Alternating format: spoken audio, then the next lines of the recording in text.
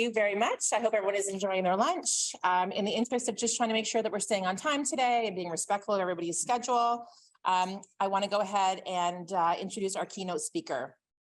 So Mike Shoreman, we're really excited to have him here today. Mike is a former professional stand-up paddleboarding coach. In 2018, a neurological condition, Ramsay-Hunt syndrome, forced him to retire from the sport. Mike made the transition to consulting and speaking, where he shares his remarkable story and the life lessons learned along the way. Mike is an ambassador for several nonprofit organizations and a mental health advocate who fights to break stigma. He is the winner of the 2020 SUP Man of the Year Award and the International People's Choice Paddleboarder of the Year Award. I want to welcome to the stage Mike Shoreman. Come on up, Mike. Good afternoon, everybody. They tried to get the most famous person in Canada with Ramsay-Hunt syndrome, but Justin Bieber was unavailable. So they brought in the second most, which is me. So for those of you who aren't aware of what Ramsay-Hunt syndrome is, it is a chronic neurological condition brought on by the reactivation of the chickenpox virus, also known as the herpes zoster virus. It can be a mild to extreme condition, presenting multiple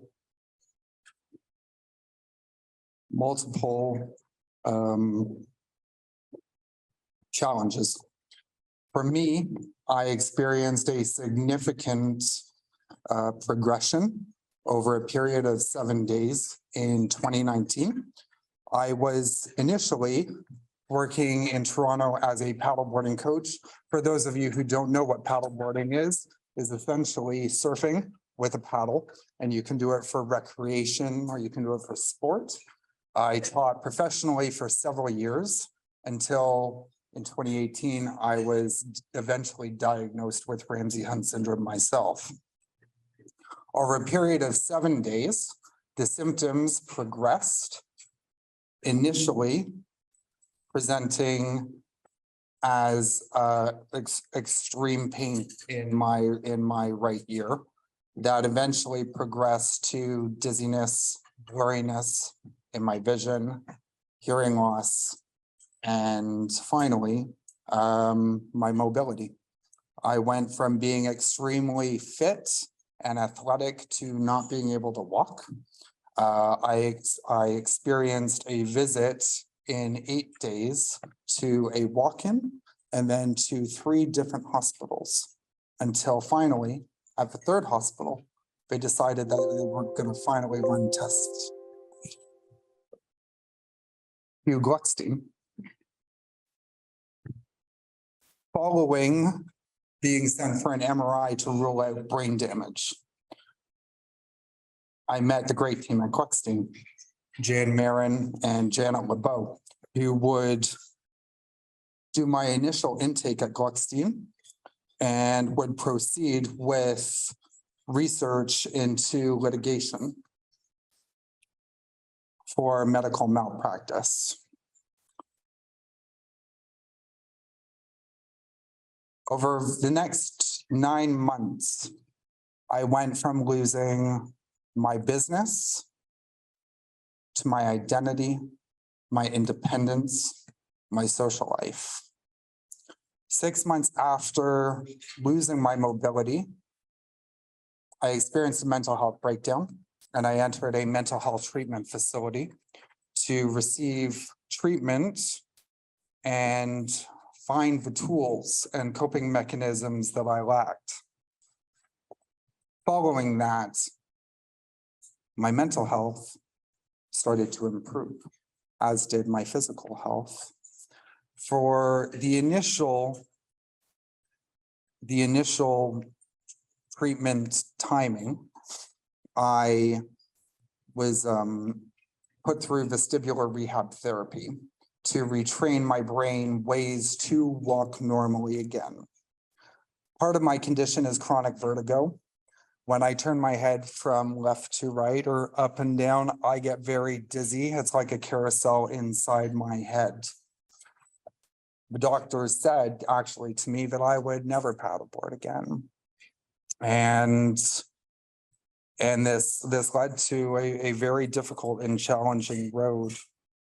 As my physical health started to improve after receiving mental health treatment, I began advocating for other people's mental health, primarily youth and young people, because that's who I identified with while I was going through my own mental health experience. I identified with people who had no coping mechanisms, and those are young people. So I started partnering with mental health advocacy groups and organizations across Canada and the United States. I became a Bell Let's Talk ambassador. I became an advocate for Jack.org, which is Canada's leading youth mental health organization. And I decided that I was going to set out to help them continue the great work that they do.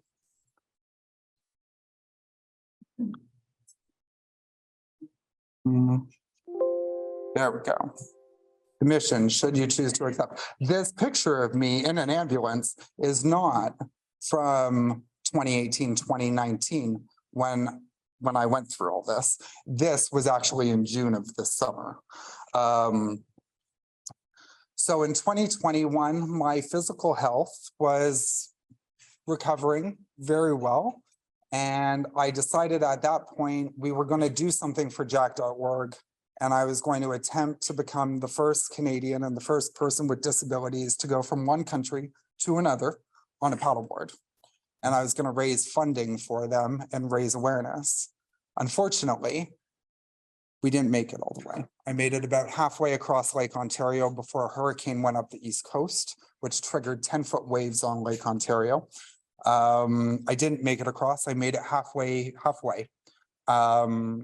And although it was very defeating and very crushing for me, what I've come to learn is that no just means not right now or not yet. So after about a month of licking my wounds, I came back and I decided that we were going to try Lake Ontario again. And we were going to try all 5 Great Lakes, and we were going to do them back to back. So what I did was I called up my friend Vicky Keith at Variety Village, and I took a meeting with her because Vicky crossed all the Great Lakes in 1988. She raised a lot of money for children with disabilities.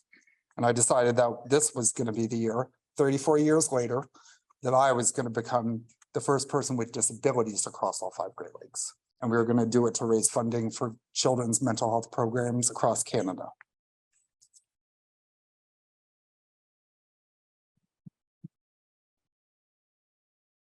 Obviously, the first attempt, there were a lot of lessons. I learned a lot of lessons on Lake Ontario. And one of those were that you don't just do these things on your own.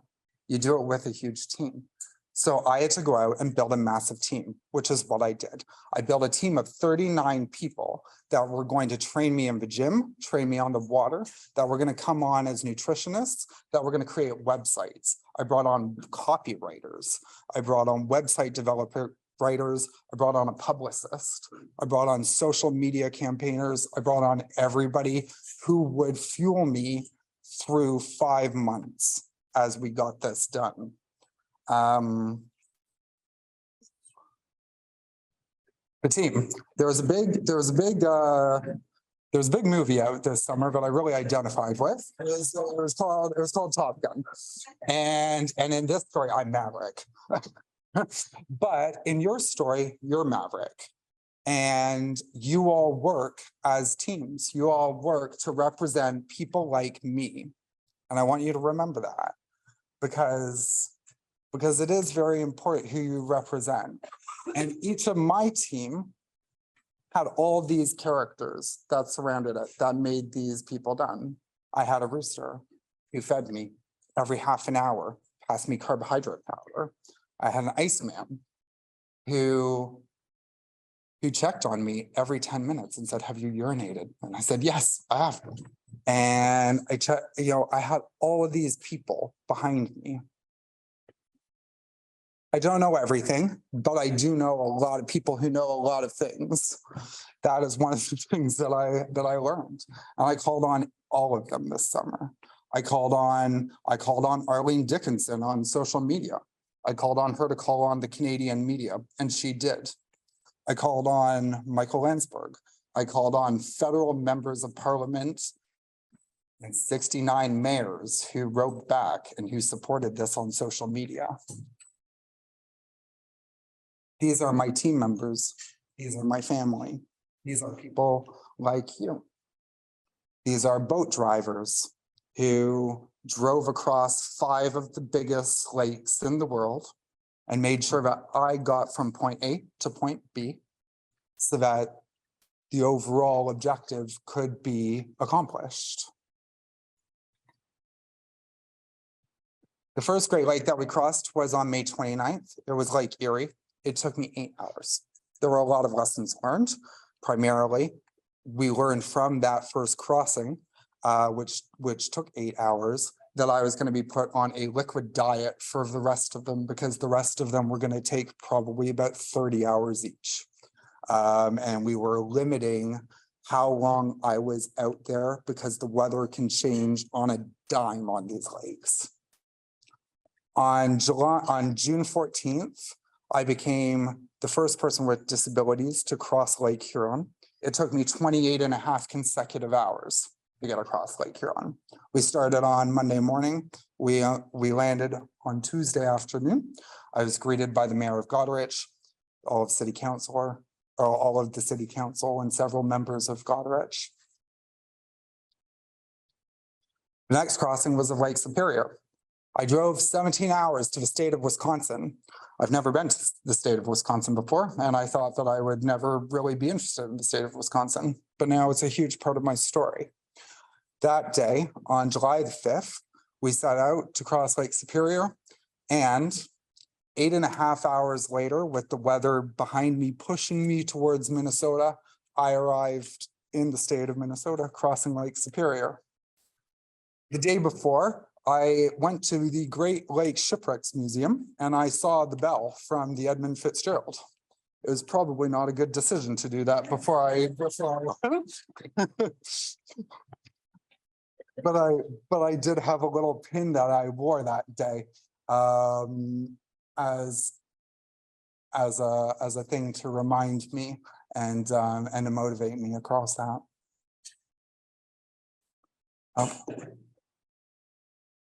On July 28th, I paddleboarded 28 hours across Lake Michigan.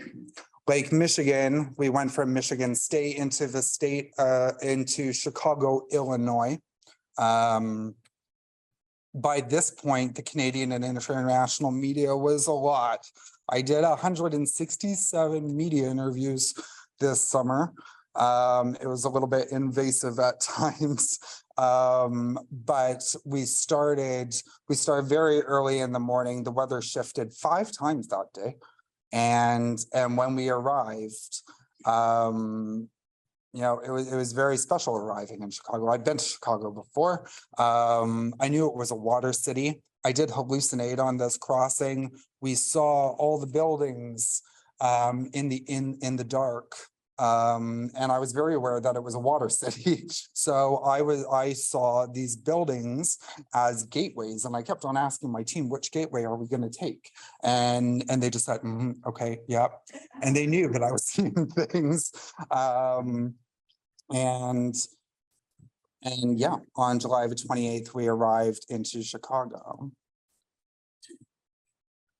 On the 20th of August, I became the first person with disabilities to cross all 5 Great Lakes, raising critical funding for children's mental health programs by Jack.org to put in schools and communities for children across Canada. Arriving into my hometown of Toronto, where I was greeted by 101-year-old Mayor Hazel McCallion. We had a butter tart together. It was a very special thing.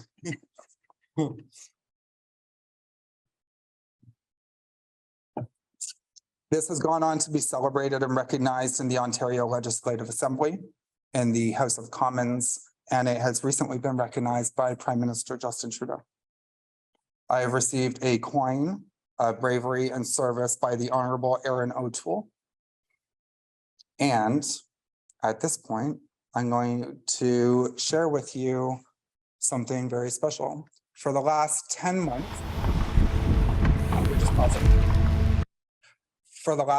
months, a film crew in America has been documenting my journey and the Canadian mental health crisis. Interviews have been taking place with the director of Bell Let's Talk, the director of CAMH, the director of Talk Suicide Canada, Rick Hansen, myself, following my journey through the 5 Great Lakes.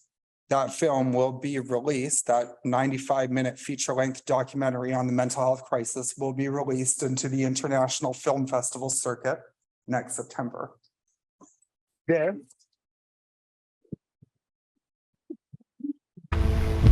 is a preview.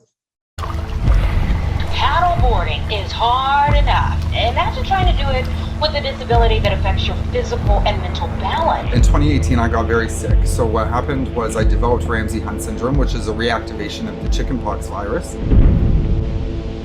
Vision, speech, hearing impairments, vertigo. The nerves in my face shattered. The doctor said that I would never paddleboard again. Here we are 4 years later, becoming the first athlete with disabilities to cross all 5 Great Lakes. But you're doing this all for an important cause. I'm doing it to raise funds and awareness for youth mental health. You know, it affects all of us. Anxiety, stress, we all have it. It's one of the leading causes of death in young people.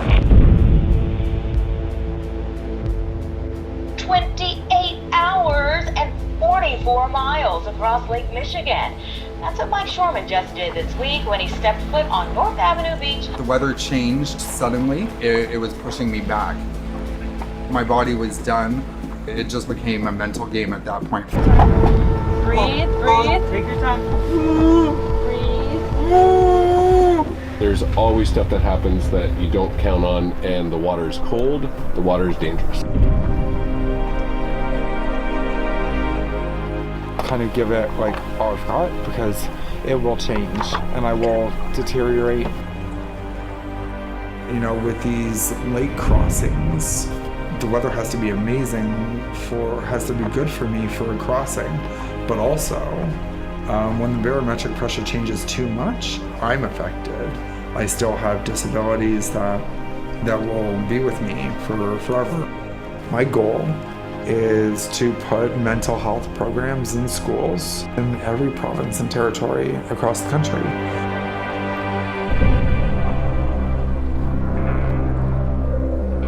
With physical health, there's a mental health component to any part of it, anything that we are going through. There is anxiety and stress and depression and it's not touched on. And it needs to be touched on. And I decided then, okay, I just need to be strong enough to be able to do 5 of these back to back. And we're gonna do all of them. You know, these things are dangerous. These lakes are dangerous. They're high stakes physically and emotionally. And I will attempt to become the first person with disabilities to cross all 5 Great Lakes.